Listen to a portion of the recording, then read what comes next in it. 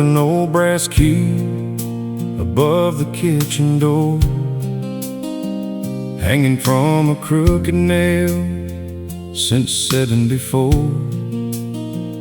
Most folks never notice when they walk inside, but Grandpa said that key saved our lives. Back when Kentucky coal jobs disappeared and hard times settled in for years, bills piled high and hope ran low like winter snow along the road.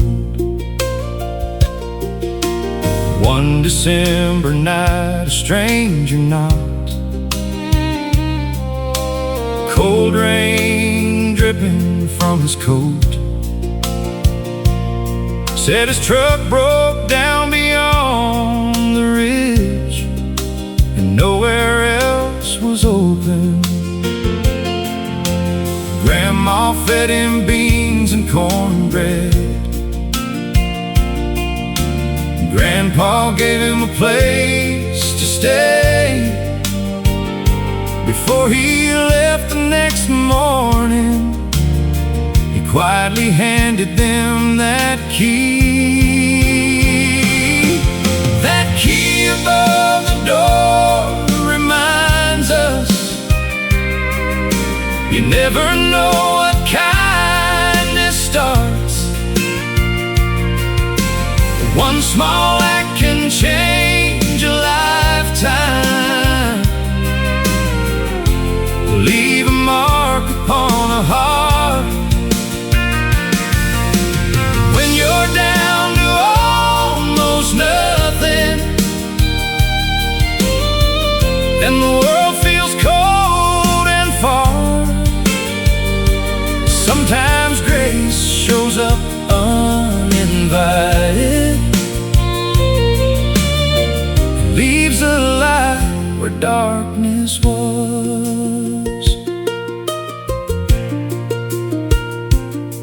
A month later, Grandpa lost his job and thought he'd have to leave the land. And then a letter came from Lexington, signed by the same stranger's hand. He owned a growing hardware company, needed someone he could trust. Said a man who helps a stranger in the rain is the kind of man I want. That key above the door reminds us you never know what kindness starts. One small act can change a lifetime, leave a mark upon a heart. But when you're down to almost nothing and the world feels cold and far, sometimes grace shows up uninvited and leaves a light where darkness was. Now every Christmas Eve we gather, kids and grandkids packed inside, and Grandpa's story gets retold as snow drifts past the window light. That old brass key still catches candle glow, like a blessing frozen in time. Yeah, that key above the door reminds us the richest things can't be bought. A warm meal, an open doorway, and helping hands when hope is lost. The world keeps spinning faster, but some truths never get too old. You never know which simple kindness might come back 100-fold. So that key right where it's been, above the door for all to see. A reminder that a stranger once arrived and changed our family.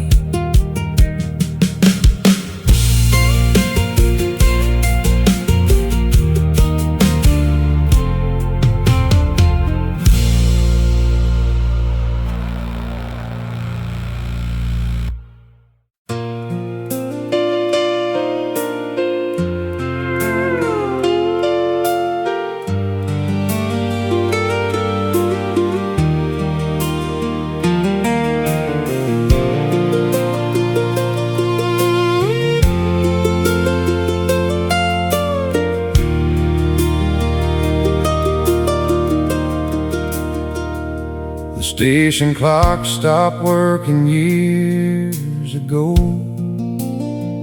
just hangs there crooked in the Tennessee cold. But every Friday night at 9:30, that old freight train still rolls by.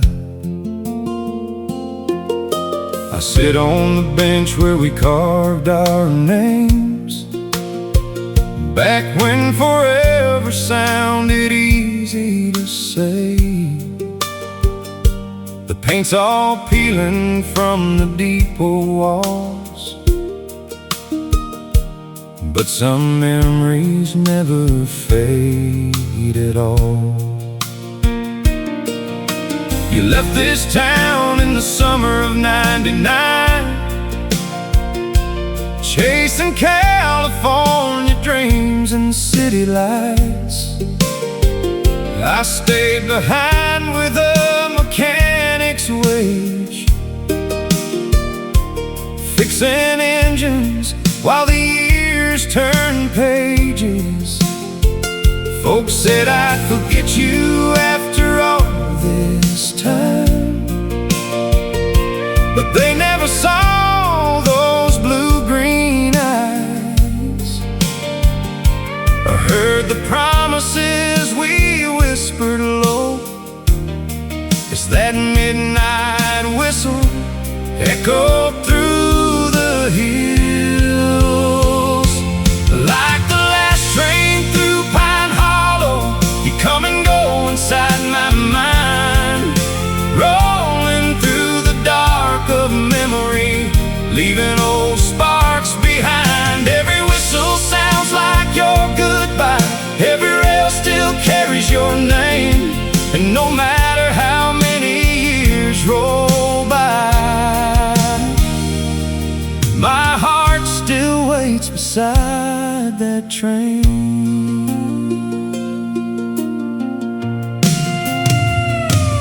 Last October, I got a handwritten note,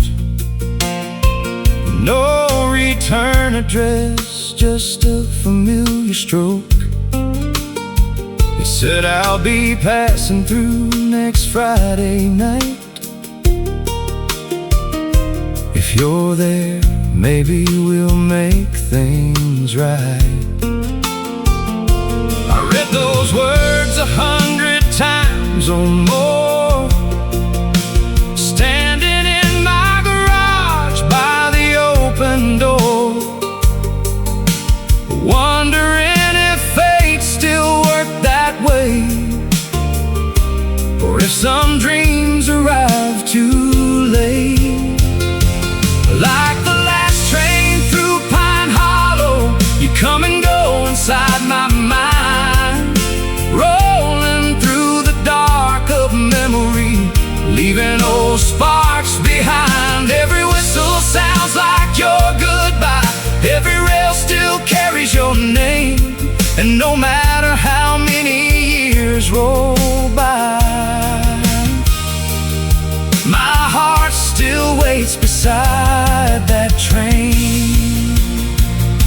The headlights cut through the mountain mist, the whistle cried across the ridge. Then I saw you step down from that rail car door, just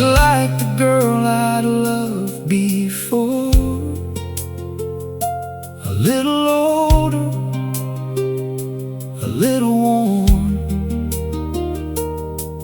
but smiling like she'd finally come home.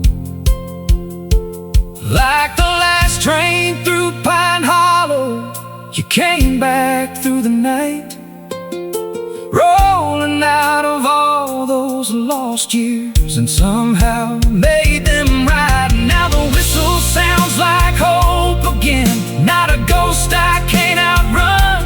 And every Friday when that train rolls through, it reminds me love ain't done. Yeah, some hearts keep holding on till the last train finally brings you home.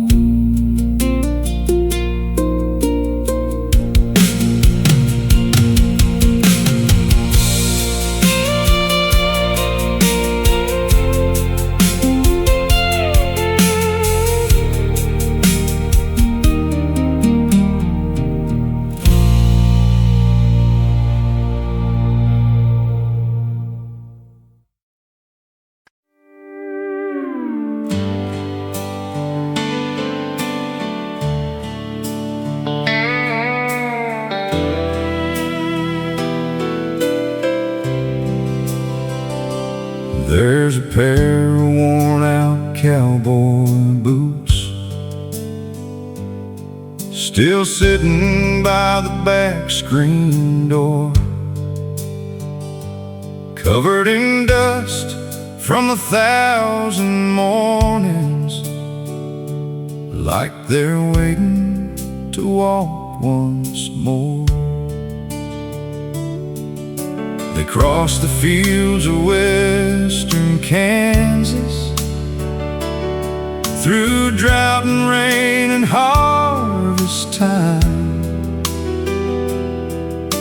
and every scuff upon that leather marks a chapter of a life. My older brother wore those boots the first day he took over the farm, when Daddy's shoulders couldn't carry all the weight of keeping us strong. He gave up college, gave up freedom, stayed behind when he could have gone, while the rest of us chased our futures. He kept this family moving on. Those boots by the door tell a story of sacrifices nobody sees, of early mornings, broken fences, and hands worn down by duty. Yeah, heroes don't always wear medals. Sometimes they wear dust and dreams, and leave behind a trail of footprints for the rest of us to follow clean. Last spring we laid him in the churchyard, beneath the cottonwood on the hill. The whole town showed up that Sunday, and somehow the world stood still. Mama cried into my shoulder as the church bell softly rang. all I could think about was how much one quiet man had changed. Those boots by the door tell a story of sacrifices nobody sees, of early mornings, broken fences, and hands worn down by duty. Yeah, heroes don't always wear medals. Sometimes they wear dust and dreams, and leave behind a trail of footprints for the rest of us to follow clean. Last week my nephew slipped them on, though they're still 3 sizes too large. He smiled and said, "One day I'll wear these." And I felt something in my heart. Yeah, those boots by the door keep speaking, though the man who wore them's gone. Through every lesson, every memory, his spirit keeps living on. And when that boy grows into them like his father did before, a new chapter will begin again with those boots by the door.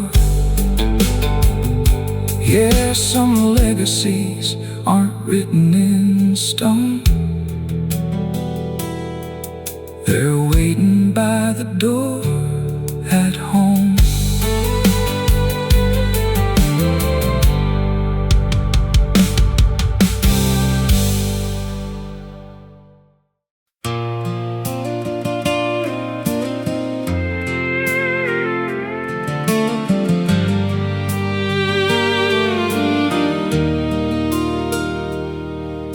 The windmill on Miller Road still turns above the field, just like it did back in '98, when life felt strong and real. Dad would wake before the sunrise, coffee in his hand, and I'd ride shotgun in that tractor across the Kansas land. We talked about the weather and the price of grain that year. He'd never spoke in big words, but somehow everything was clear. Said, "Son, a man ain't measured by the money that he makes. It's the promises he keeps and the burdens that he takes." I was 19 when I left that town, chasing city lights. Thought the Great Plains were too small for the dreams inside my mind. Built a business in Missouri, bought a house and wore a tie. But success can feel like failure when your roots are running dry. Then one cold November morning, my sister called in tears, said, "You better come on home now, Dad's been fighting hard for years." I stared out at that office glass and watched the traffic flow, and for the first time in forever I knew exactly where to go. So I drove through the midnight rain, past every mile of pride and pain, back to the fields where I learned my name, where the wind still sings across the plains. That old windmill keeps turning slow, like the hands every lesson that my father gave still stands like steel above the waves. The hospital room was quiet when I walked through the door. He looked smaller than I'd ever seen, but his eyes were strong once more.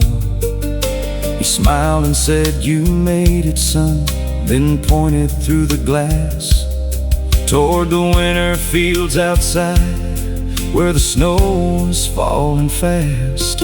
We didn't talk about regrets or all the years gone by, just watched the clouds move over Kansas.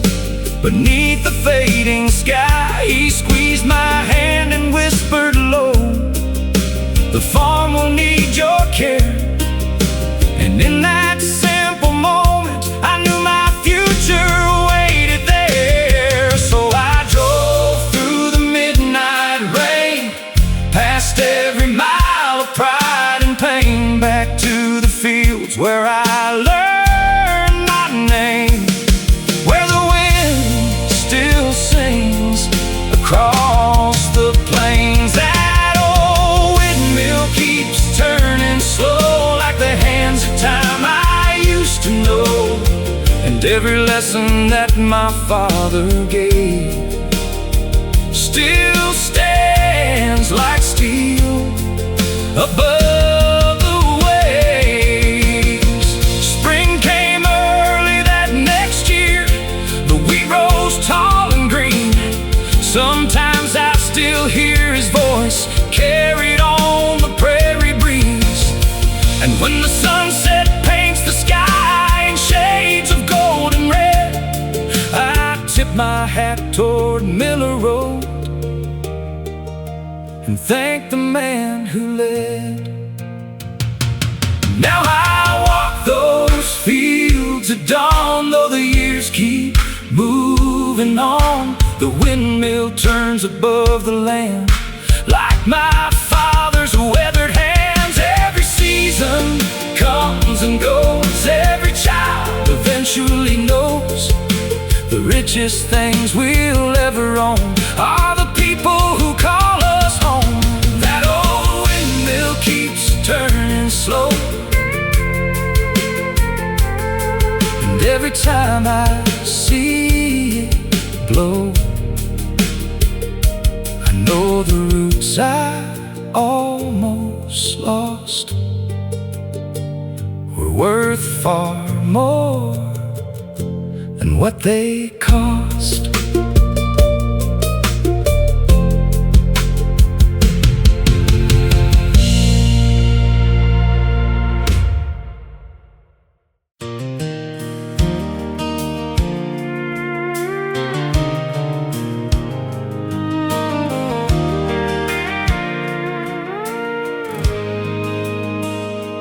Saw her standing by the gas station out on Highway 84. The summer storm was rolling in, thunder shaking the store. She held a cardboard coffee cup, hair dancing in the wind, and something in that moment made the whole world slow again. I offered her a ride to town before the clouds broke loose. She laughed and said, "Only if you're playing something good with roots." An old country song came through, the speakers crackling low, and somewhere between two verses I forgot where I was going.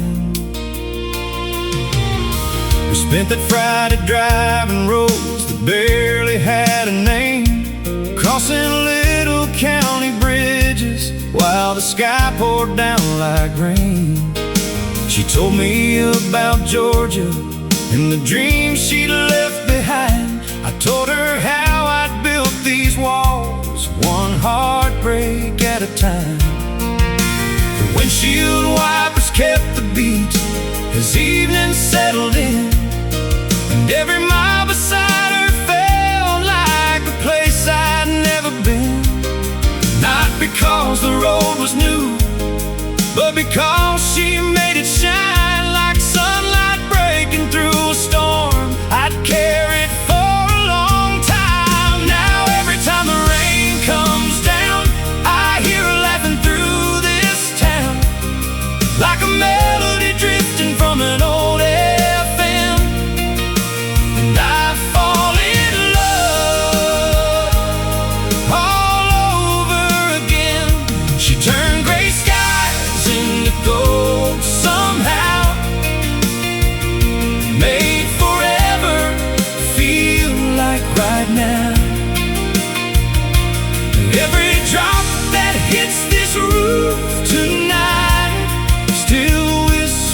whispers her name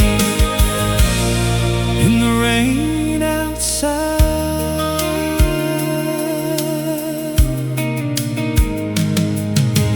3 years later by the river where the willow shadows sway, I got down on one knee at sunset as the daylight slipped away. She cried before I asked the question, said yes before I spoke, and the river carried echoes through the Tennessee smoke. Now there's a photograph beside our bed from that summer stormy day. 2 young hearts beneath the station sign while the clouds rolled away. Sometimes life arrives so quietly you almost miss the sign. Then one unexpected moment changes everything inside. Now every time the rain comes down, I hear her laughing through this town, like a melody drifting from an old FM. And I fall in love all over again. She turned gray skies into gold somehow, made forever feel like right now. Every drop that hits this roof tonight still whispers her name in the rain outside. People spend their whole life searching for a feeling they can't explain. I found mine on a roadside shoulder in the middle of a summer rain. And when we're old and the years move on, when silver finds her hair, I'll still thank those storm clouds rolling in for leading me right there. So let the rain keep falling down across these fields outside our town. Every drop's a memory I can't replace of the day heaven put her in my way. She turned a passing storm into a lifetime, turned a lonely road into a finish line. And every night when the thunder rolls again, I still hear her name in the rain. Yes, every night when the thunder rolls again, I still hear her name in the rain.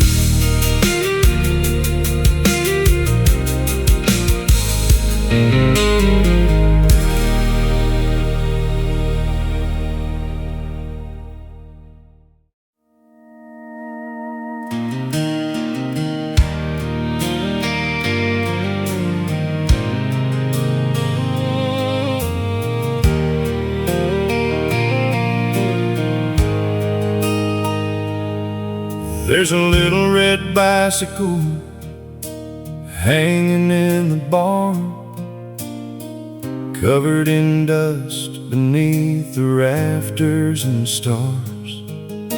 The paint's chipped off, the tires are flat, but I can't bring myself to throw it out. I found it this morning while cleaning the loft, sunlight pouring through the cracks. And just like that, I was 12 years old, with the whole world at my back. Daddy ran beside me down that gravel lane, one hand steady on the seat, said keep your eyes where you want to go, not on the ground beneath your feet.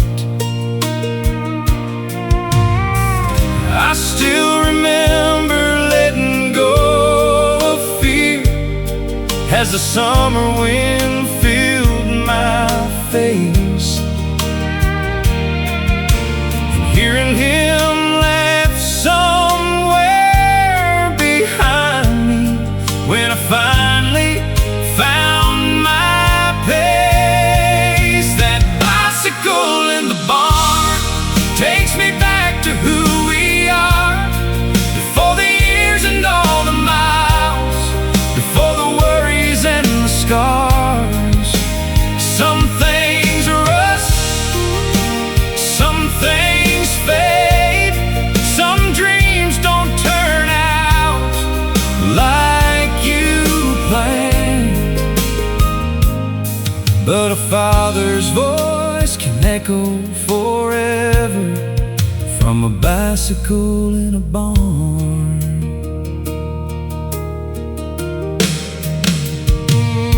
My son came out while I stood there smiling, asked, "Dad, what's that doing here?" I pulled it down and brushed off the dust and told him stories he'd never hear. My son said we were fixing chains, pumping air into worn-out tires, and for a moment 3 generations were standing in that barn together. That bicycle in the barn takes me back to who we are, before the years and all the miles, before the worries and the scars. Some things rust, some things fade, some dreams don't turn out like you planned. But a father's voice can echo forever from a bicycle in a barn. That evening down the county road, my boy wobbled, laughed and swayed, and I heard myself say the very words my daddy said that day. Keep your eyes where you wanna go. Yeah, that bicycle in the barn became more than an old memory. It carried lessons through the years like a family legacy. And when my son rode off alone with the sunset painting gold across the land, I saw my father riding with him from a bicycle in a barn. Yeah, some gifts don't come wrapped in paper. They wait for years in a dusty barn.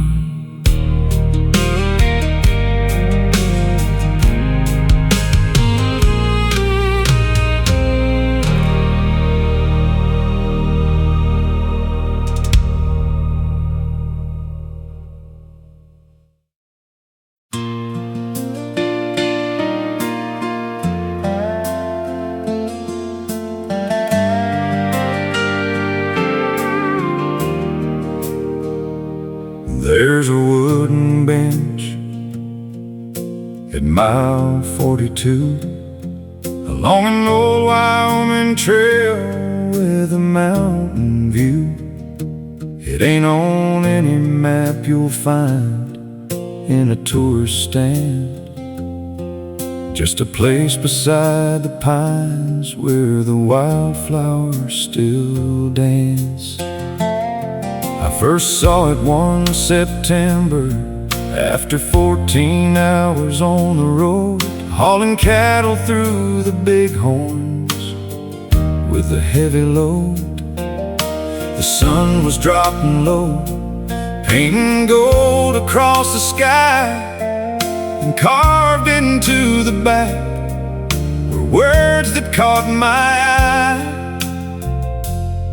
If you're tired, sit a while.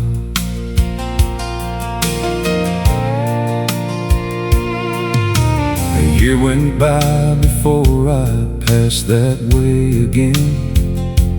This time after losing my brother, my closest friend. world felt colder than the snow, building on the peaks, and grief had stolen every answer I was trying to seek. So I pulled over by that bench as evening settled in, found a notebook and a weatherproof box tucked underneath it then, filled with notes from strangers passing through the years, written in faded ink, stained by rain and tears. At the bench at mile 42, people leave pieces of the truth, a prayer, a memory, a goodbye, a reason to keep moving through the night. Some roads are lonely, that's for sure. Some wounds take longer to endure, but hope keeps showing up somehow. At the bench at mile 42.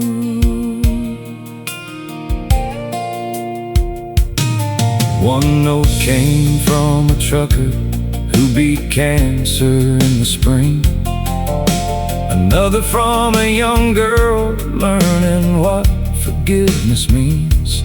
A widow wrote about her husband and the stars he loved to see, and every page somehow felt like it was speaking straight to me. I sat there till the moon rose high above the mountain line, reading stories from strangers who had survived their hardest times. And then I took my pen and wrote my brother's name inside. For the first time since he left, I didn't feel alone that night. At the bench at mile 42, people leave pieces of the truth, a prayer, a memory, a goodbye, a reason to keep moving through the night. Some roads are lonely, that's for sure. Some wounds take longer to endure, but hope keeps showing up somehow.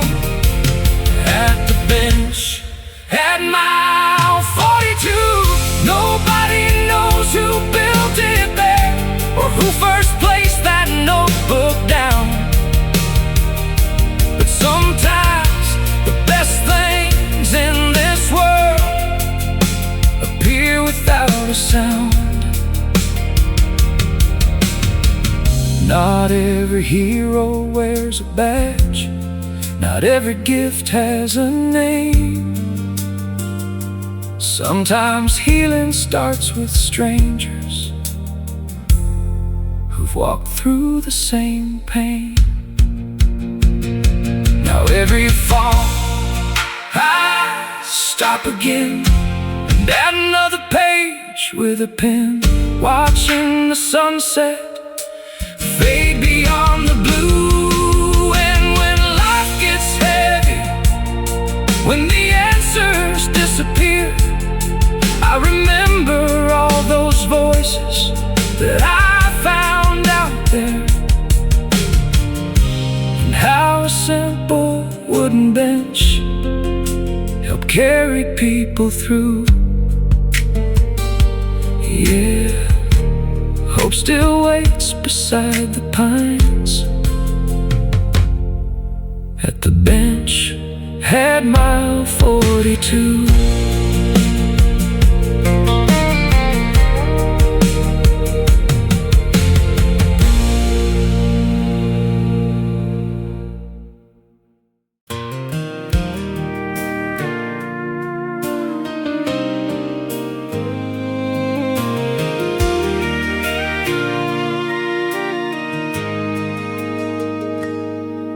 There's a pawn shop on the edge of Tulsa by the railroad line, where old guitars and wedding rings wait to outrun harder times. One rainy Tuesday afternoon, killing time on my lunch break, I walked inside that dusty room, just just to get out of the rain. Behind a shelf of hunting boots and yellowed photographs hung a battered violin with a crack across its back.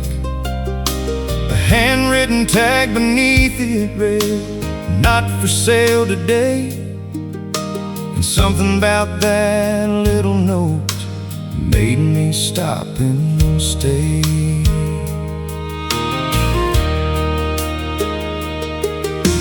The owner was an old man named Charlie Reed, who'd worked that counter 40 years, maybe more than he believed. I asked him why that violin never seemed to leave the wall. He smiled and poured us both some coffee, and he told me it all.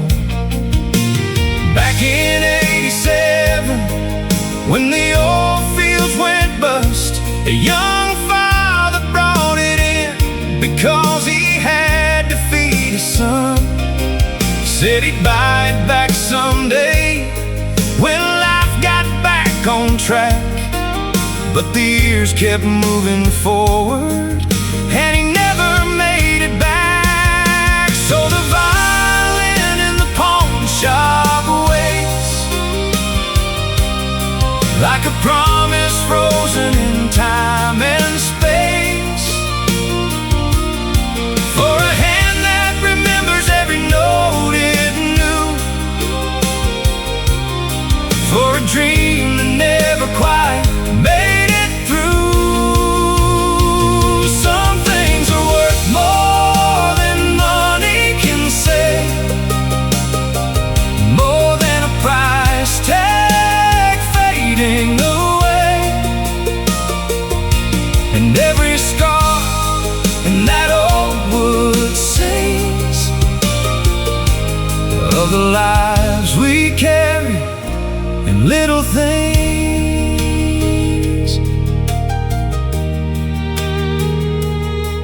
A month later, Charlie called me out of the blue. Said, "You ain't gonna believe who's standing here wanting news." An old man with silver hair and hands worn thin with age had walked into the shop asking about that very case. He said, "My daddy used to play that fiddle every night till hard times took it from him.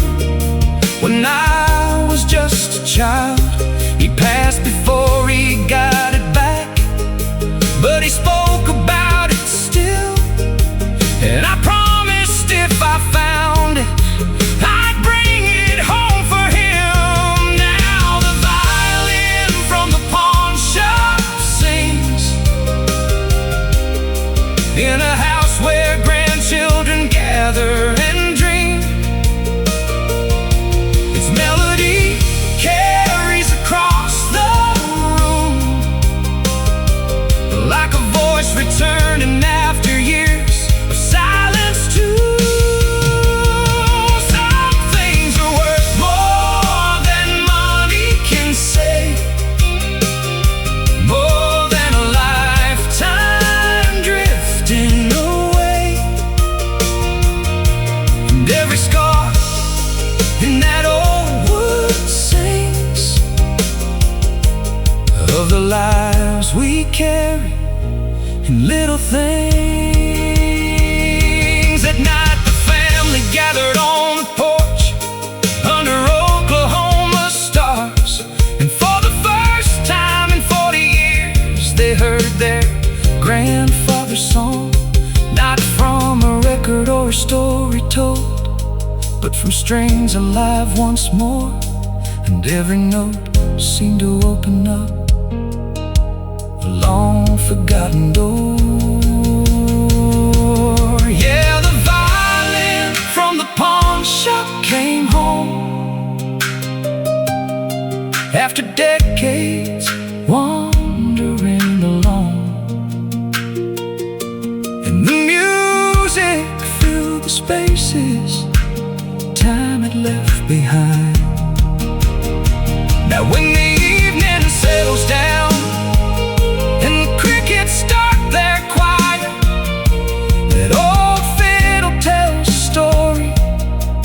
survives every fire.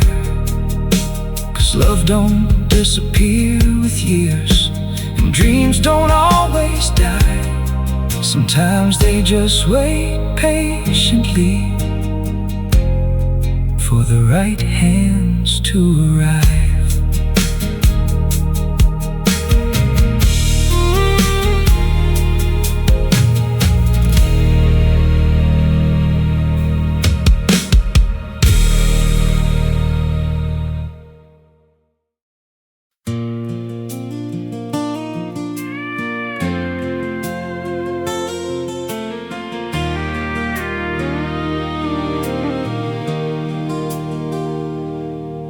In the corner of Gate 12 at Nashville International sat an old upright piano, worn smooth from years of travelers' hands. Businessmen, young dreamers, soldiers heading overseas would stop and play a song or two before disappearing with the breeze. Most folks walked right past it, chasing flights and deadlines fast, never knowing every scratch upon that wood belonged to someone's past. But every Tuesday just past noon, an old man took that seat and played melodies so beautiful the whole terminal grew still. Nobody knew his story much, except he wore a faded cap and carried a photograph folded in his jacket flap. One afternoon I missed my flight and wound up listening near. When he started playing Amazing Grace, I noticed tears. After the crowd had drifted off, I finally asked his name. He smiled and said, "I'm Walter, music's why I came." Then he pointed to the photograph he'd carried all those years, a young woman at that same piano, smiling ear to ear. At the piano at Gate 12, time slows down for a little while. Strangers become stories, and sorrow learns to smile. Every note carries somebody, every chord recalls a name, and for a few sweet minutes, we're all travelers just the same.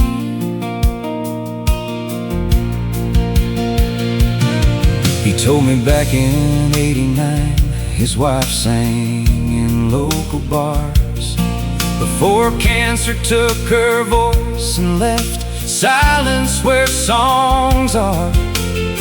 On her final day, she made him promise through the pain, don't let the music leave this world when I can't sing again. So every Tuesday for 20 years he'd come and keep that vow, playing her favorite songs for people rushing through somehow. And nobody realized the reason behind those melodies until a reporter shared the story nationwide one week. At the piano at Gate 12, time slows down for a little while. Strangers become stories, and sorrow learns to smile. Every note carries somebody, every chord recalls a name, and for a few sweet minutes, we're all travelers just the same. The next Tuesday something happened no one there could have planned. 100 people gathered round, singing softly hand in hand. Flight crews, kids and weary strangers filled the terminal with sound. And Walter sat there crying as his wife's favorite song echoed around. Now the piano at gate 12 still stands beneath those airport lights, and every Tuesday people gather before their flights take flight. Some come for the music, some come for the story told, but everyone leaves remembering that love can outlive growing old. Yeah, the piano at gate 12 still keeps her song alive.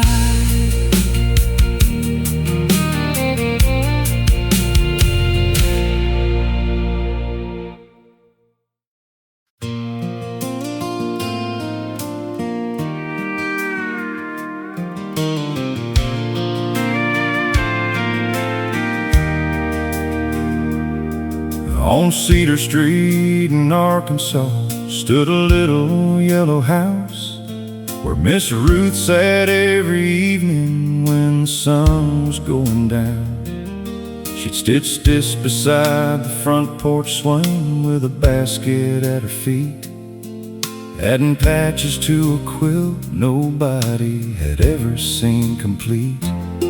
Some came from a soldier's jacket, some from a baby dress, some from church choir robes worn on Sundays at their best. Every scrap had someone's story, some between the seams, like a map of all the lives that built that little community. For 30 years folks dropped off pieces of their past, a work shirt from the sawmill, a ribbon from a graduation cap. And nobody really knew what Ruth intended it to be, but she'd smile and say, "You'll understand eventually." Then one April night a fire swept through downtown fast, the feed store, bank and barber shop, and disappeared in ash. The town hall burned to the foundation, records lost in smoke, and with them went a century of stories people hoped they'd always hold. That's when she brought out the quilt on Cedar Street, spread it wide for everyone to see. Every patch of name, every thread of memory, every color telling where we'd been. When the photographs were gone, when the old records disappeared, that quilt became the history we thought we'd lost that year. The mayor stood there speechless as she laid it on the floor. More than 2,000 pieces stitched from door to door. Children found their grandparents, old friends found younger days, entire generations hidden in the fabric she'd saved. There was a square from the first schoolhouse built in 1932, a piece from a wedding tablecloth everybody knew. And when folks saw their stories there, something changed inside. They realized the town ain't buildings, it's the people tied together through time. That's what lived inside the quilt on Cedar Street. Every laugh and every defeat, every harvest, every storm, every dream, woven into something bigger than a single memory. When the photographs were gone, when the old records disappeared, that quilt became the history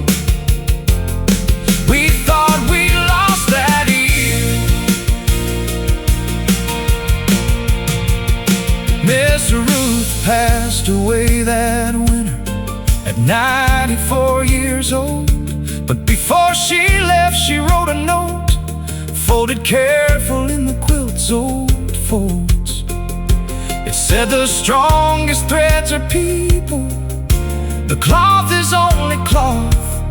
Take care of one another, and you'll never truly be lost. Now the quilt hangs in a museum built where the old town hall once stood, and school kids stop and stare a while, like every generation should. They see more than scraps of fabric, more than colors stitched with care. They see the heart of a small town story still hanging there. Yeah, the quilt on Cedar Street still holds us all together.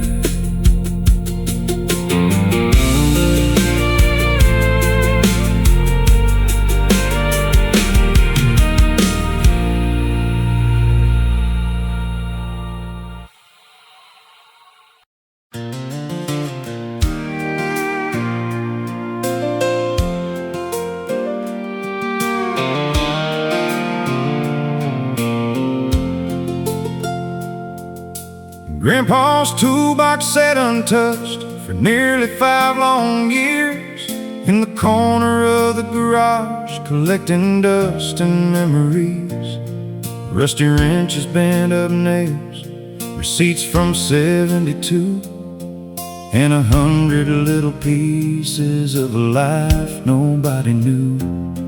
One Saturday in early spring, I finally opened it, just looking for a socket set to fix a fancy bed. But underneath the bottom tray, folded tight and worn, was a hand-drawn map on yellow paper, weathered, stained, and torn.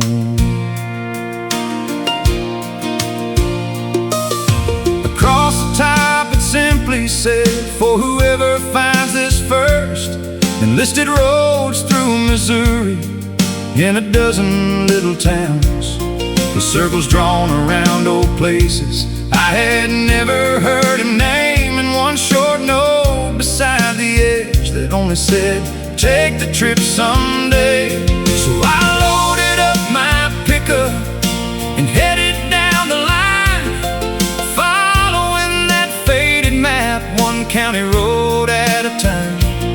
The first stop was an old diner where a waitress smiled and said, your granddad used to stop right here every Thursday before dawn. And that map in Grandpa's toolbox wasn't leading me to gold, it was leading me through stories that had never been told. Every turn revealed a chapter, every mile revealed a man, and I realized how little we know about the lives behind our family names. One pin led to a schoolhouse where he fixed the furnace free, another to a farmhouse where he'd helped a widow keep her wheat. There was a church in Kansas where he built a handicap ramp, and a riverbank in Iowa where he rescued a boy from the current's grasp. No newspaper had ever written a single word about those days, no medals hung upon his wall, no headlines praised his name. But town after town I met folks whose lives he'd quietly changed, and each story painted someone bigger than I ever known. Yeah, that map in Grandpa's toolbox wasn't leading me to gold, it was leading me through kindness he never stopped to show. Every stop revealed a lesson, every road revealed the truth. The strongest people often lead their greatest work unseen. The final mark was on a hillside overlooking fields of corn, where Grandpa used to watch the sunset when he felt tired and worn. There I found a small tin box buried underneath the stone. Inside was one last letter, written in his careful hand. It said, if you're reading this, remember, life ain't measured by what you own. It's measured by the people smiling because you helped them carry on. And if you ever feel forgotten or wonder what your life is worth, leave this world a little better than the day you found it first. Now that map hangs in my hallway, where I see it every day. And whenever I get lost, it still shows me the way.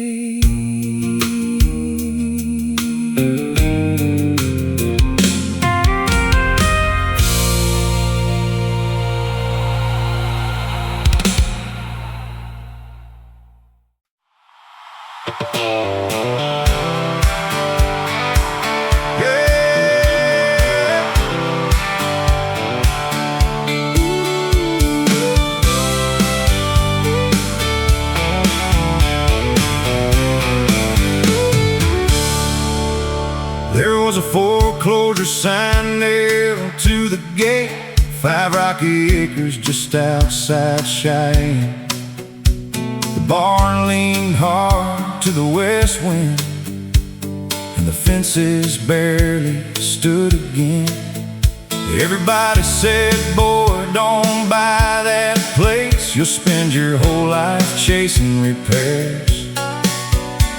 But I saw a porch where kids could laugh, and a future hanging in the air. I worked double shifts through the winter months, loaded feed and fixed old rigs. Every paycheck stretched like barbed wire, trying to make enough for little things.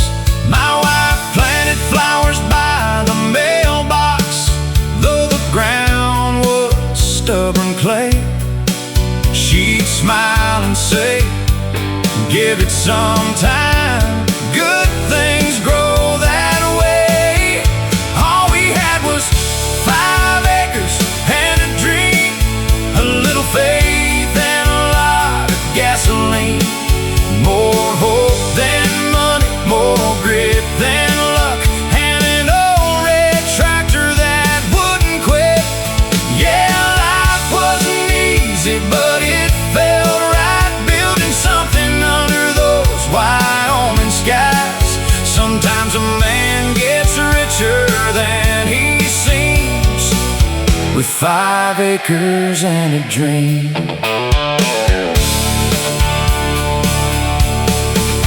By year 5, the barn stood straight again. The pasture turned a healthy green. There were bicycles by the front porch steps, and little muddy boots by the screen.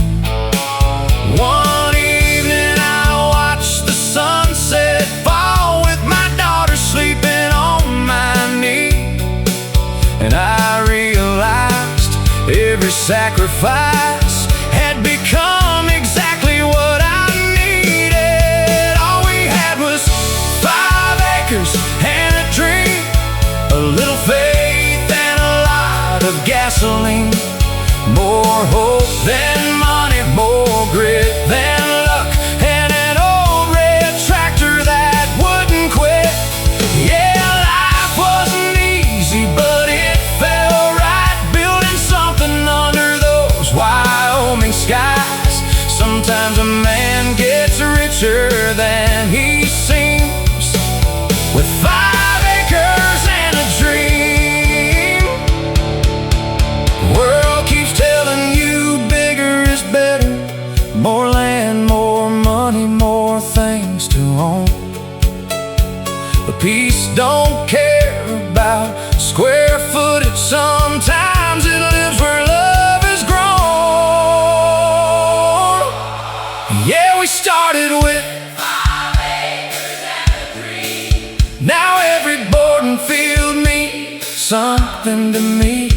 Every scar on my hands, every long hard day helped build this life brick by brick. And when the stars come out above the plains and the porch light glows soft and clean, I thank the Lord for everything He gave me through 5 acres and a dream. Yeah, the best things I ever held in my hands were never things at all.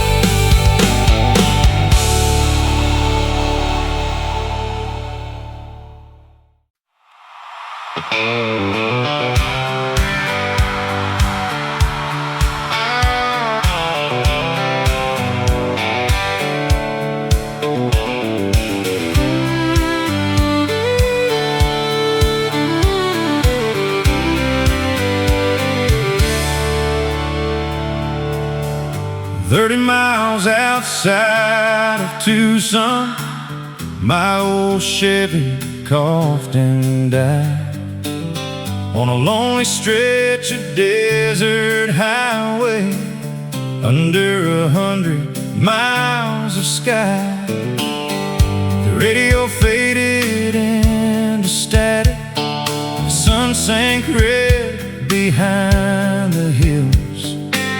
I kicked the tire and laughed at my luck as the evening air turned still.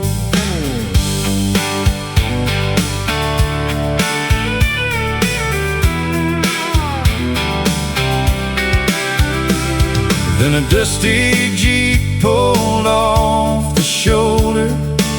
A woman stepped out with a smile. She said, "Looks like that truck's had enough. Mind if I stay a while?" She knew engines better than I did, had grease stains on her hands. And while we worked beneath that fading light, I forgot all my broken plans. Like Arizona rain in July, you showed up when the earth was dry. Out of nowhere, cool and wild, changing everything in a little while. I spent years chasing distant dreams, looking for what I thought I needed. But love rolled in with desert clouds, like Arizona rain. We found a roadside cafe open late, just past an old gas station sign. Talked until the waitress stacked the chairs and the stars took over the night. She told me she'd been running too from a life that didn't fit. Funny how two strangers on a highway can find exactly what they missed. Like Arizona rain in July, you showed up when the earth was dry. Out of nowhere, cool and wild, changing everything in a little while. I spent years chasing distant dreams, looking for what I thought I needed. The love rolled in with desert clouds, like Arizona rain. The next morning brought a thunderstorm, dark clouds drifting across the plain. She laughed and pointed at the horizon, said, guess somebody knows our names. And for the first time in a long, long while, I wasn't in a hurry to leave. Like Arizona rain in July, it turned a dead-end road into a new life. A broken truck into a story, and a lonely heart into something alive. Now every summer when the monsoons roll and thunder echoes through the canyons again, I thank the heavens for that desert road and the day you came. Like Arizona rain, yeah, some blessings don't fall twice, but one good storm can change your life.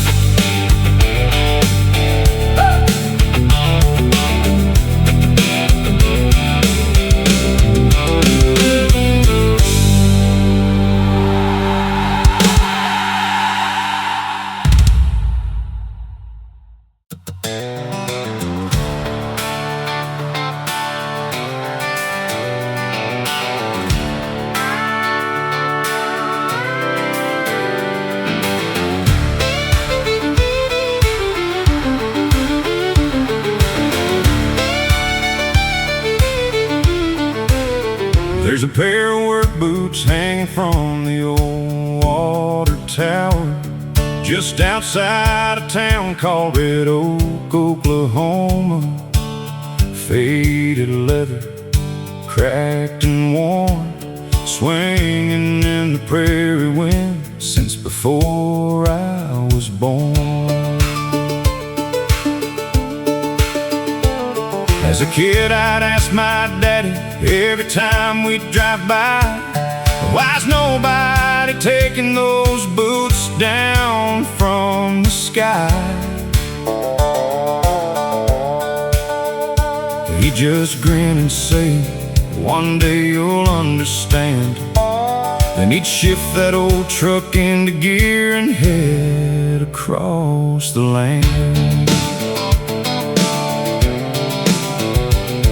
Years later at 17, I learned the story true about a man named Caleb Ross that only old-timers knew. He worked every ranch for 50 miles around, fixing fences after storms when they came crashing down. One summer brought a wild wildfire racing through the plains, the kind that turns the daylight orange and makes grown men pray. When the flames jumped Miller Creek and headed straight for town, Caleb stayed behind to help while everybody else got out. And those shoes by the water tower still dance with the Oklahoma wind, like a reminder of a man who gave more than he had to give. Some folks leave behind a fortune, some leave a famous name, but some leave a town still standing, and that ain't a small thing. For 20 hours straight he worked with volunteers, digging lines and moving cattle through smoke and fear.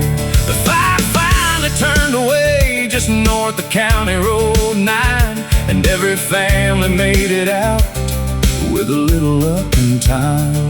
The next morning when the danger passed and the sky turned blue, the town gathered at the diner trying to figure out what to do. The mayor climbed the ladder with Caleb standing near and tied those old work boots high above the water tower's fear. Now those shoes by the water tower still dance with the Oklahoma wind, like a reminder of a man who gave more than he had to give. Some folks leave behind a fortune, some leave a famous name, but some leave a town still standing, and that ain't a small thing.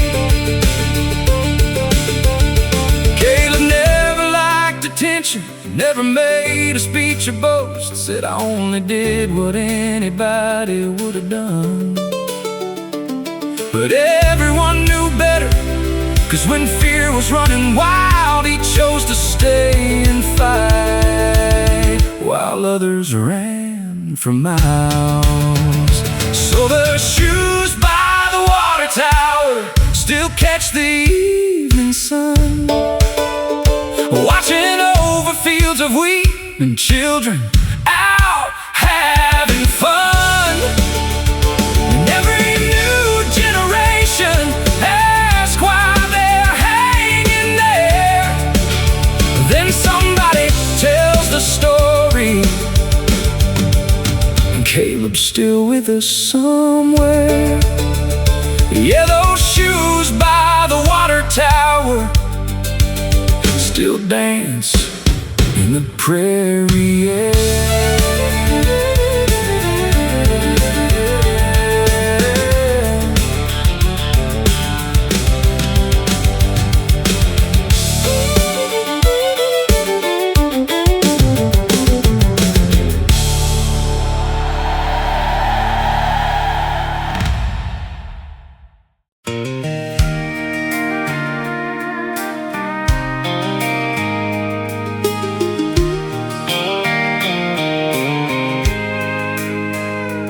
Was a man in Amarillo everybody knew by sight, riding an old green bicycle from morning until night. No fancy truck, no business sign, no ads in any paper, just a paint-stained denim jacket and a pocket full of brushes. He'd stop at farms and trailer parks, little houses off the road, painting names on rusty mailboxes where the prairie grasses grow. $10 if you had it, free if times were running tight, and somehow every mailbox looked brand new in the evening light. Nobody knew much about him except his name was Ray. He never talked about the past or where he'd come from anyway. But every Sunday after church, he'd sit beneath the cottonwoods, sketching barns and windmills like nobody else could. Then one spring a tornado tore through Carson County hard, ripped roofs off homes and scattered lives across 100 yards. Families lost photographs, letters, keepsakes from the years, the kind of things that can't be fixed with lumber, nails, and tears. That's when the man who painted mailboxes picked up more than paint and steel. He started painting memories for folks trying to heal. Oh, wedding days and harvest moons, Grandpa standing by the fields, and every brushstroke seemed to say, some things survive if they're remembered still.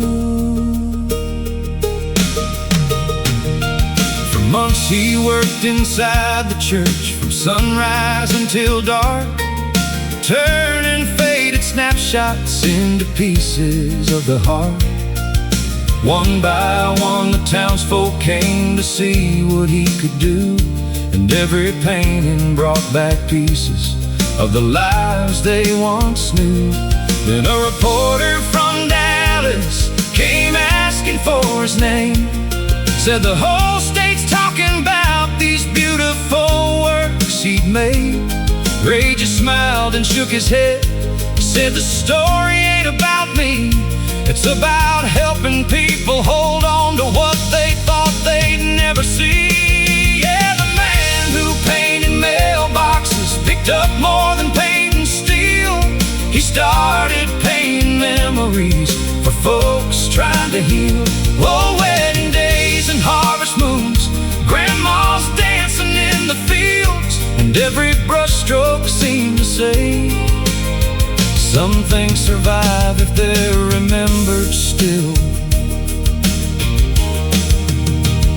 When autumn came, he disappeared just as quietly as he'd arrived. Left no address, no forwarding trail, just colors that were left behind.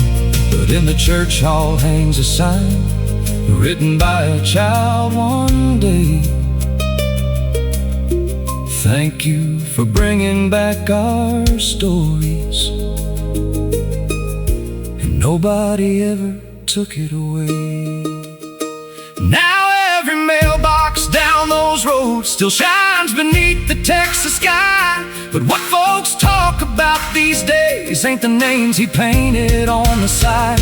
It's how one stranger showed a town that healing takes more than time. And sometimes the richest people in the world leave everything behind.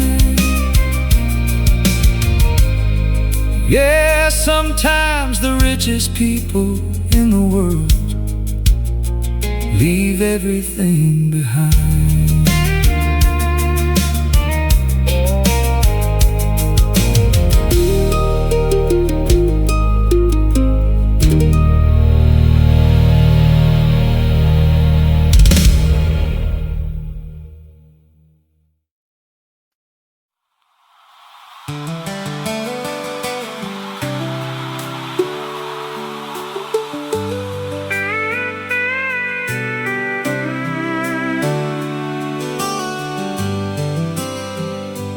On a gravel road in northern Montana, where the winters cut like glass, there stood a one-room general store that somehow still managed to last. The sign was faded, the floorboards grown, the coffee pot stayed warm, and folks stopped in for more than feed whenever there was a storm.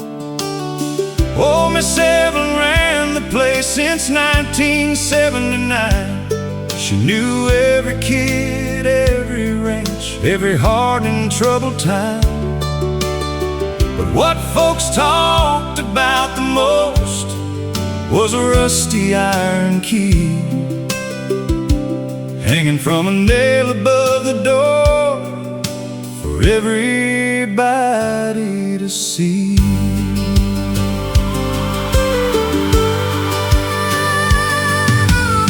Nobody locked their houses much back when the town was young. But times changed like the weather, and trust grew harder to come by. Still that key stayed hanging there through every passing year. And if you asked Miss Evelyn why, she'd smile and say it's here. For the day somebody needs it more than pride will let them say. For the day a soul gets stranded and can't find another way. And she'd pour another coffee and go back to her routine, leaving folks to wonder for what she really meant. That's the key above the door for the lost and the worn, for the hearts carrying burdens they weren't meant to carry along. When the road gets dark and lonely, when hope gets hard to find, there's still a place in this world where somebody leaves a light behind.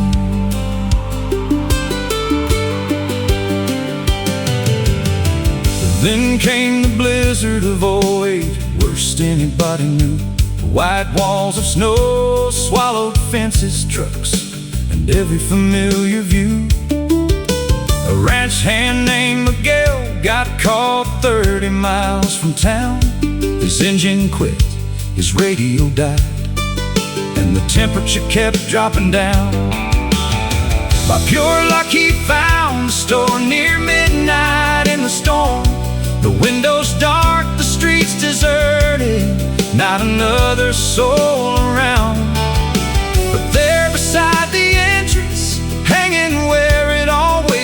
hand was that a rusty iron key and a note tucked underneath. It said, if you're reading this tonight, come inside and get warm. There's soup in the freezer, blankets in the back room. Pay it forward when you can.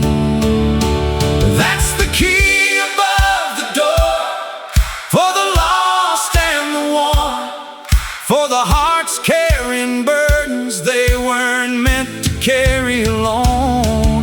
When the road gets dark and lonely, when hope gets hard to find, there's still a place in this world where somebody leaves a light behind. The next spring folks gathered round and asked Miss Evelyn why. She said, my daddy taught me something before the day he died. He said, kindness ain't kindness if it waits for recognition. The best things people do are usually done unseen. Now the key above the door still hangs where it hung before, and travelers tell stories about what that little town stands for. Not the mountains or the cattle, not the rivers running wide, but the simple faith that somebody will help you through the night. Yeah, the key above the door still leaves a light behind.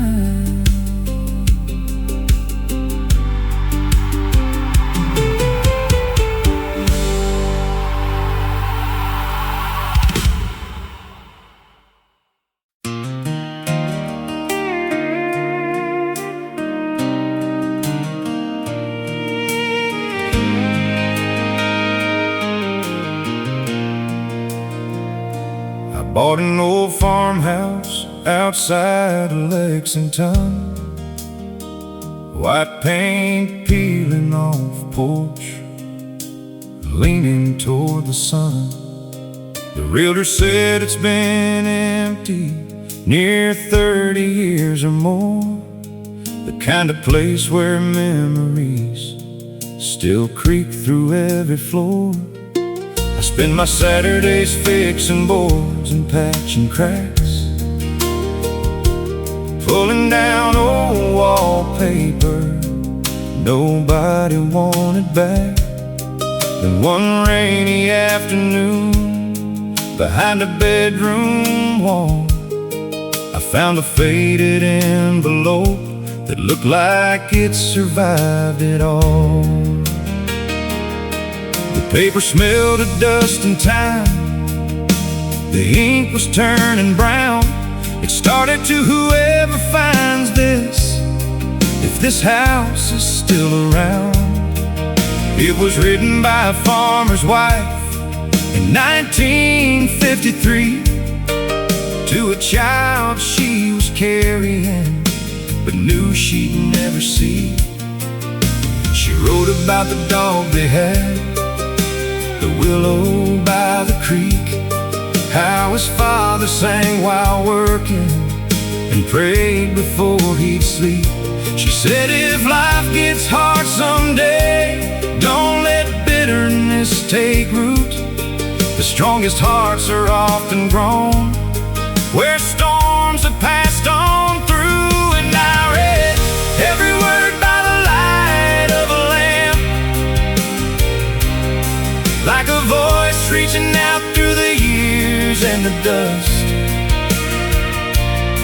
from a woman I never know in a world long gone away, still finding a way to say, hold on to the people you love, don't wait too long to speak, 'cause time keeps keeps moving like a river, and tomorrow ain't guaranteed. I couldn't stop thinking about that letter for days, so I started digging through records, old archives and names. Turns out she passed that same year, before her son was born. And he grew up in that farmhouse where she never saw him grow. The boy became a teacher and lived into his 80s, raised 3 daughters of his own, and left behind a family. I tracked one granddaughter down in Bowling Green one night, and when she read her grandmother's words, she broke down and cried. She read every word by the light of her phone, like a hand reaching out from a place she'd never known, from a woman she'd only seen in a picture on the wall, still answering a call to hold on to the people you love. Don't wait too long to speak, 'cause time keeps moving like a river, and tomorrow ain't guaranteed. There's 100 ways to leave your mark. Most of them won't make the news. Sometimes forever starts with paper and the truth you choose to leave behind. The house still stands beside the willow, the creek still runs the same, and now that letter rests inside a frame where no one will forget her name. Yeah, keep those words beside the door, where I can read them when life gets hard. A reminder that we're all connected by the stories in our hearts. And long after these walls are gone, long after I'm gone too, maybe somebody else will find a piece of hope hidden in the things we leave behind. Yeah, a piece of hope hidden in the things we leave behind.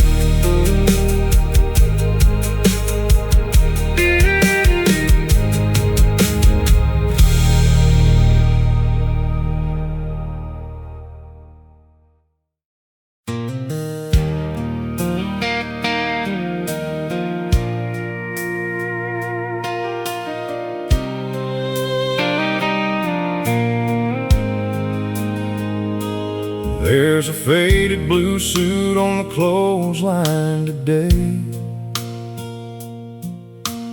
dancing in the Carolina breeze. Mama pinned it up at sunrise, right beside the bed sheets and the leaves. Most folks drive right past our farmhouse, never think twice what they see. But that old suit's got 40 years of family history. Daddy wore it when he married Mama, in a church out by Miller Creek. Wore it when he held my sister, just a baby, 3 weeks old and asleep. He wore it every Easter Sunday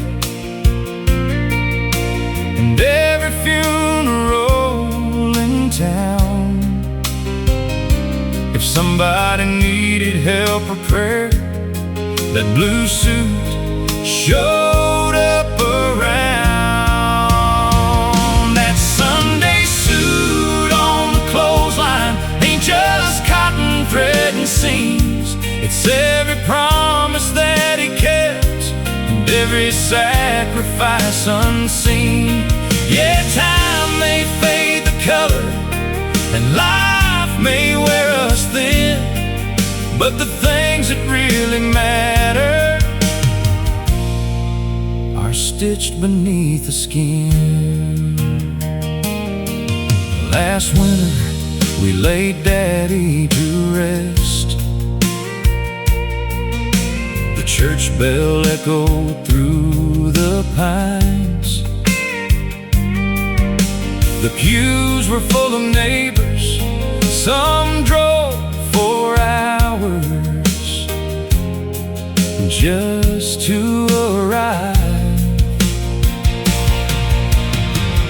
Afterward, Mama couldn't bear to lock that suit away. So every spring she hangs it out and lets the sunlight touch those days. That Sunday suit on the clothesline ain't just cotton thread and seams.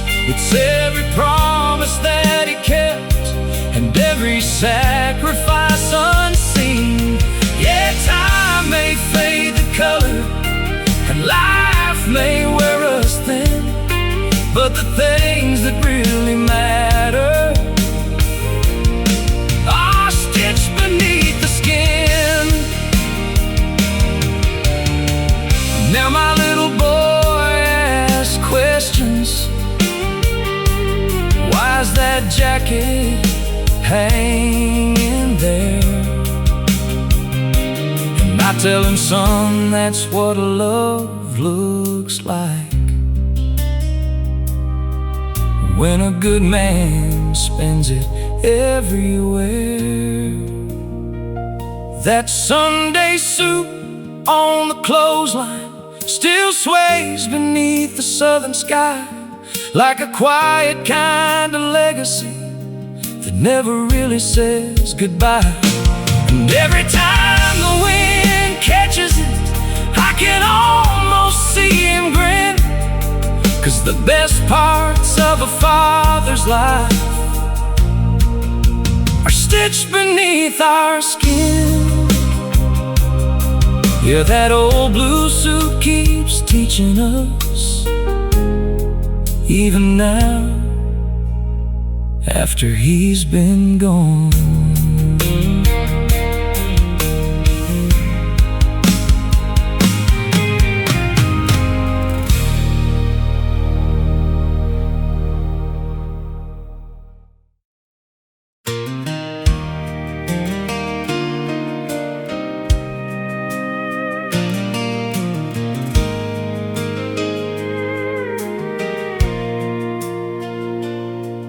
I was 23 and reckless, working shrimp boats off the coast.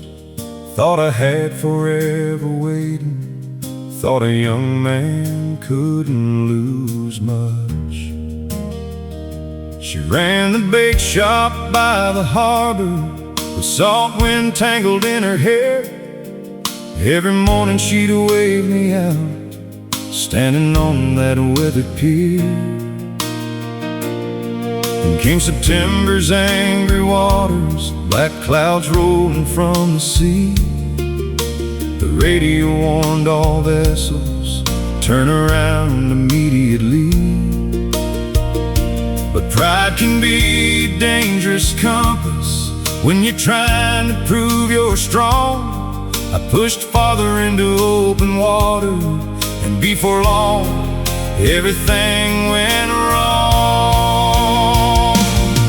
And the lighthouse at Cape Fear cut through the storm and all my fear, like a promise shining through the rain, calling me back home again.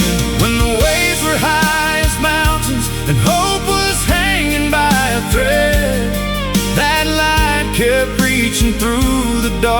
darkness till it led me back instead.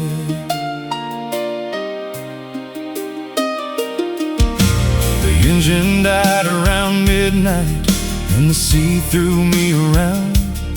I thought about her waiting on the shoreline, praying I'd be found.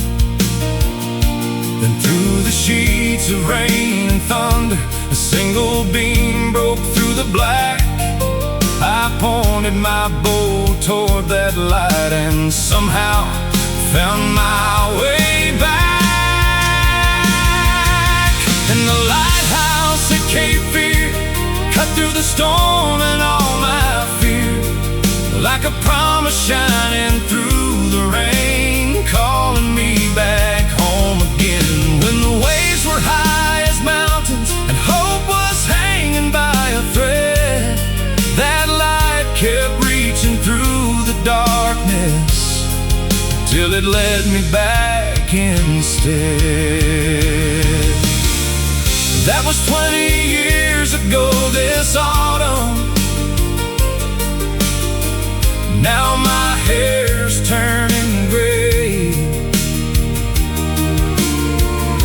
and every time I pass that shoreline, I still bow my head and pray. Some lights are built from stone and steel, some shine inside a faithful heart, and both can save a drifting soul when the world falls apart.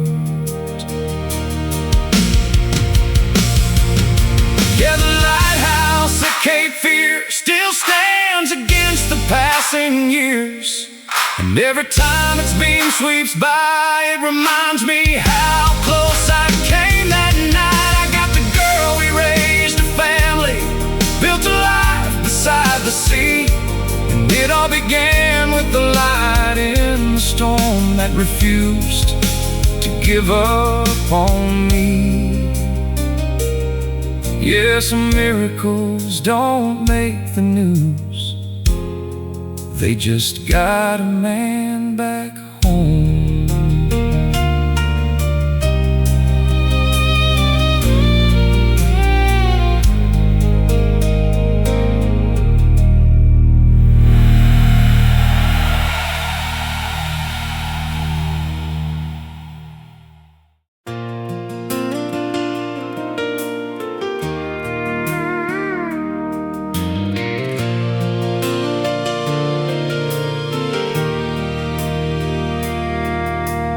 First snow hit the fence lines yesterday, dusting all the cattle trails in white. I was patching up a gate on the north side ranch when I saw her truck roll in at twilight. 3 years gone since she drove away, leaving nothing but a note in the rain. Now she's standing by the old windmill like she never missed a thing. She said, I heard your mama wasn't doing well, and she looked down at her hands, the same hands that used to hold mine tight back when we made all our plans. The mountains stood silent in the distance, like they knew we had words left unsaid, and every mile she traveled since then was written in her eyes instead. Under this Montana sky tonight, the stars are burning clear and bright, like they never stopped believing we'd find our way through every lonely mile and every hard goodbye. If love's a fire,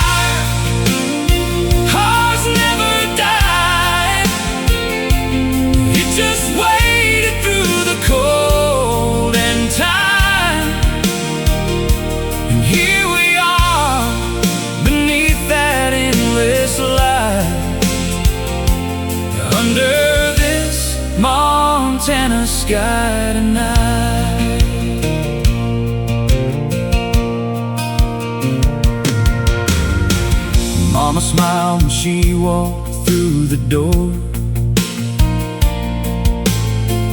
like a prayer had finally come true. Coffee steamed on the kitchen table, and the whole room felt brand new. We talked until the moon climbed high, about the years we can't get back. Then she reached across and touched my hand, and somehow closed every crack.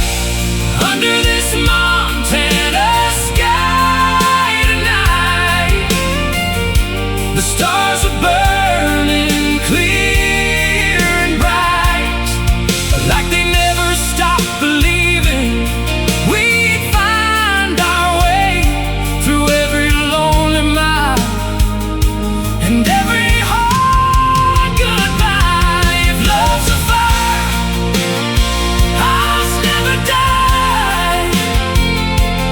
It just waited through the cold and time, and here we are beneath that endless light, under this Montana sky tonight. The wind still sings across the prairie grass, and tomorrow ain't promised to anyone. So I pulled her close and whispered low,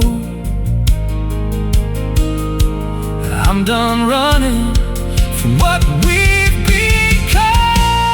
Under this Montana sky tonight, I can finally see my life, not in the dreams I chased too far away,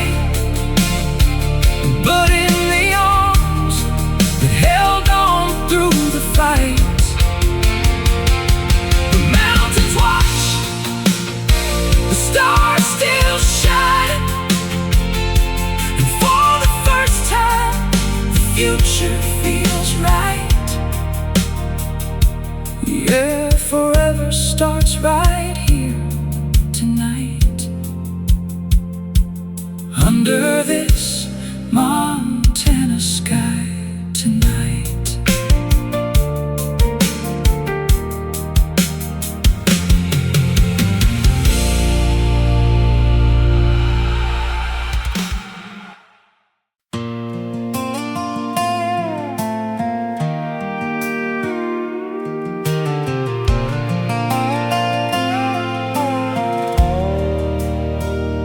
The morning fog was hanging low on the Blue Ridge line. An old red barn stood crooked where we spent our younger time. I rode through town on Highway 221, past the diner by the courthouse where my story had begun. Mama's porch light faded in my rear view years ago, chasing bigger dreams through cities that never felt like home. I traded mountain sunsets for a skyline made of steel, but every mile I wandered left a wound that wouldn't heal.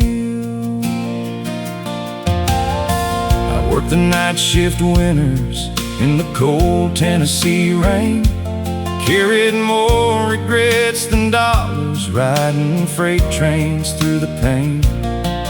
Then a letter from my brother showed up worn and stained with age, said, Dad still leaves your fishing pole beside the river every day.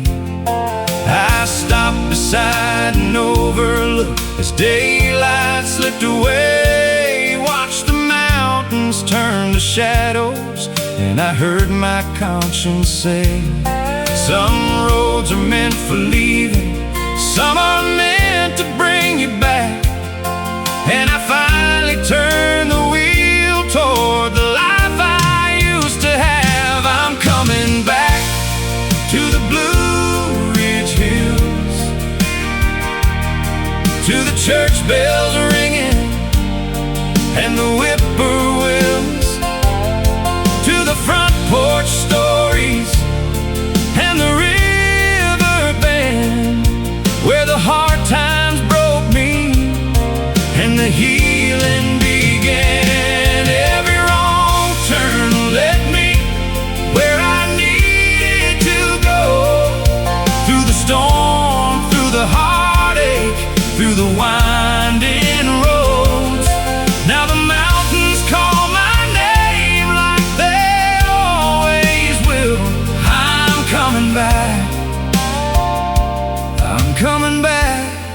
to the Blue Ridge Hills.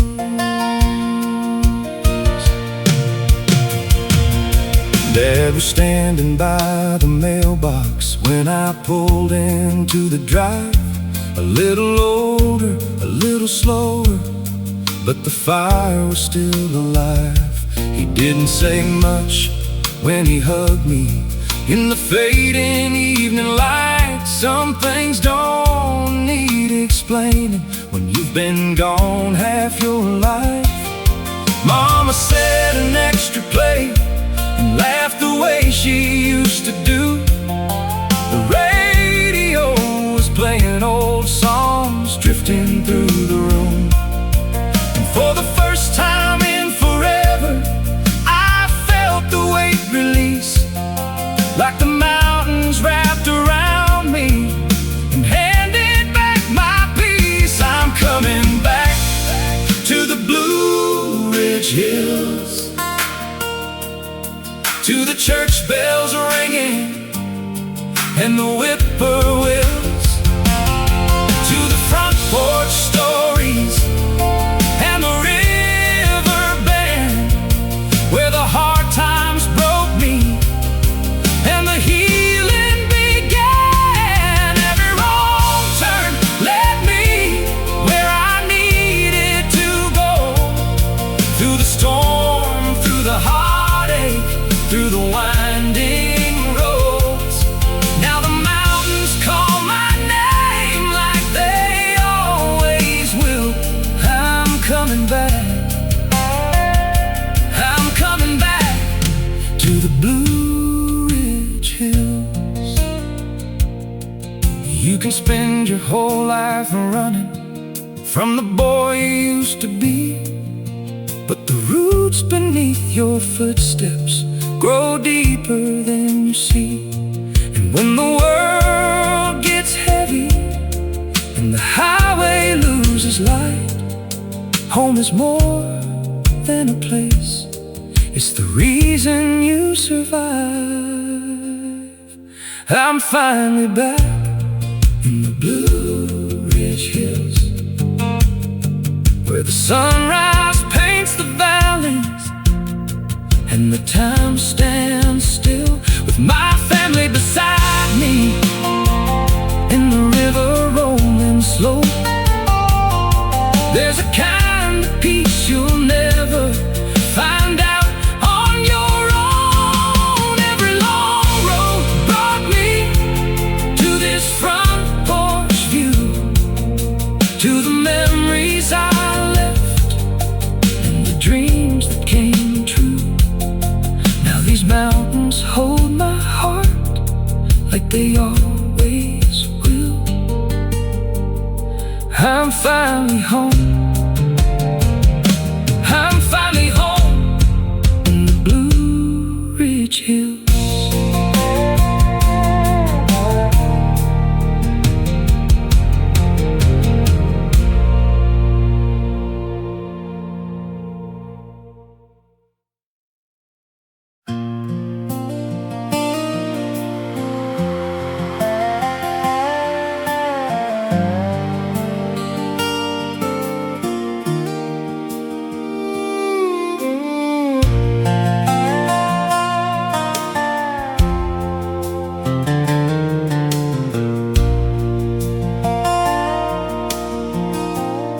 There's a forgotten mining town tucked deep in Colorado hills, where the railway quit running and the clocks all learned to stand still.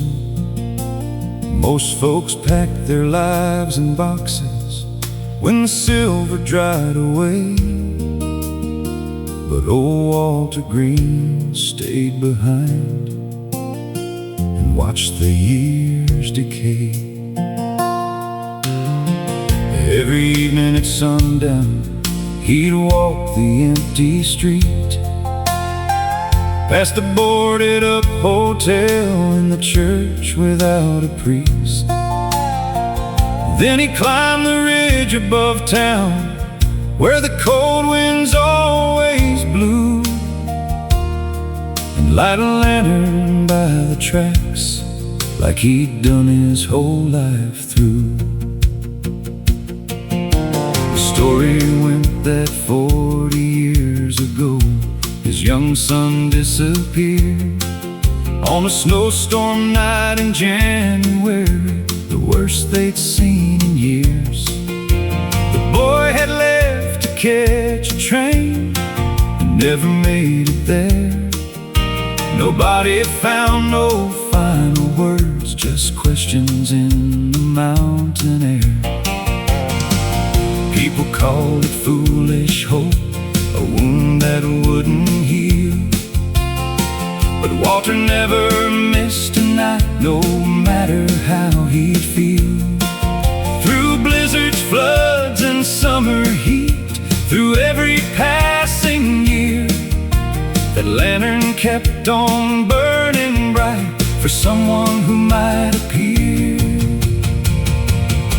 And the last lantern in Black Creek still shines where the old rails meet, like a promise made that never broke, like a prayer rising through the smoke. When the whole world says let go, some hearts refuse to lose their hope. So the last lantern in Black Creek burns for the one who never came home. One October evening, when the aspens turned to gold, a stranger stepped off a freight train, looking tired, gray and old. He stood beneath that lantern light with tears upon his face, and stared toward the silent town like he recognized the place. Walter heard the footsteps coming down the gravel road. At first he thought the mountain wind was playing tricks again.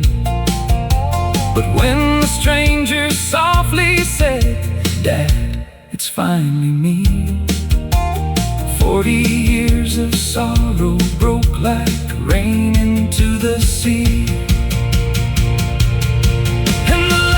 Lantern in Black Creek still shined where the old rails meet, like a promise made that never broke, like a prayer rising through the smoke. When the whole world says let go, some hearts refuse to lose their hope. And the last lantern in Black Creek burned long enough to bring him home. No one ever learned the whole story, where the years had taken him away. Some mysteries belong to heaven, and some are better left that way. But every soul in that old town still talks about that autumn night, when hope outlived the hands of time, and faith outshined the dark. Now the lantern's gone from Black Creek, the tracks lie quiet in their sleep, but the legend travels mountain winds through every valley, ridge and stream, that sometimes love keeps waiting long after reason says it's done. And sometimes one small light can guide a lost heart safely home. Yeah, sometimes one small light can guide a lost heart safely home.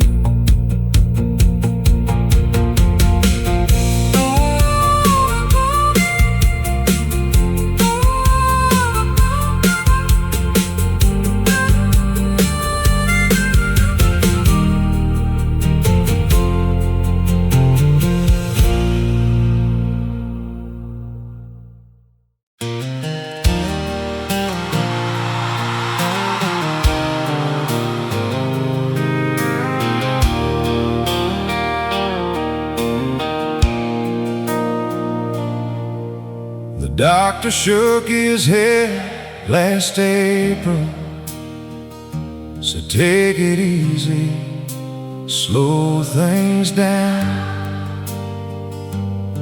But my granddad just smiled and tipped his cap, looked out across that Oklahoma ground.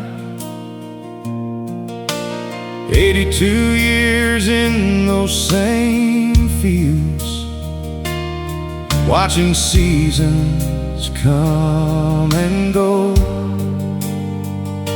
He said a man don't quit on the land he loves till it's time for the Lord to call him home.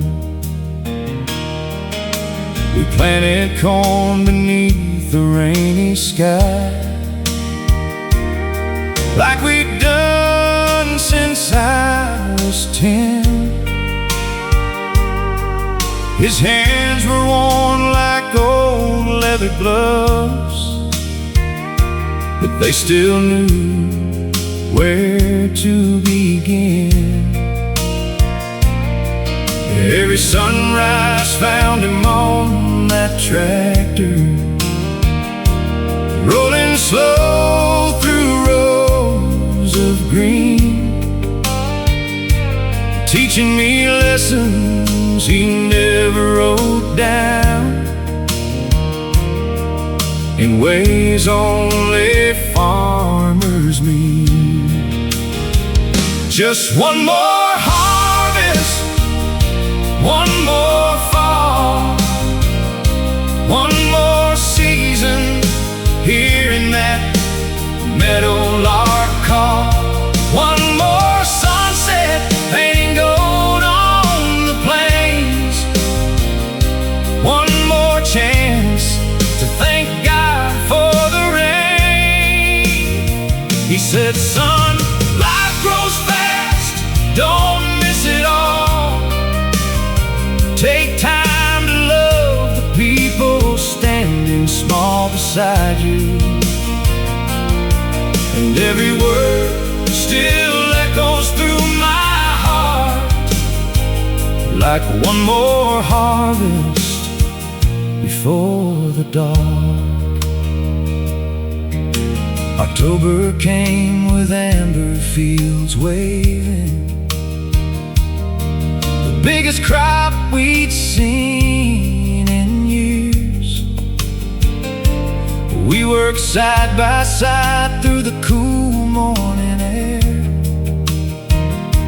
laughing louder than our fears. Then one November Sunday morning, he passed away in his favorite chair, with harvest dust still on his boots, and peace resting everywhere. Just one more harvest, one more fall, one more season, hearing that meadowlark call. One more sunset, painting gold on the plains. One more chance to thank God for the rain. He said, son, life grows fast, don't miss it all. Take time to love the people standing small beside you. And every word still echoes through my heart, like one more harvest before the dark. Now every spring when the fields awaken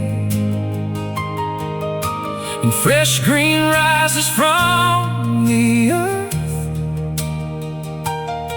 I swear I see him right in those horizons, smiling at what his life was worth. Just one more harvest, that's all he asked. Not riches, not glory, just time that lasts. To watch the weeping beneath the sky, and hold the ones he loved nearby. Now I carry on where his story ends. Through every season the good Lord sends. And when the sunset settles on those plains, I thank him for one more harvest again.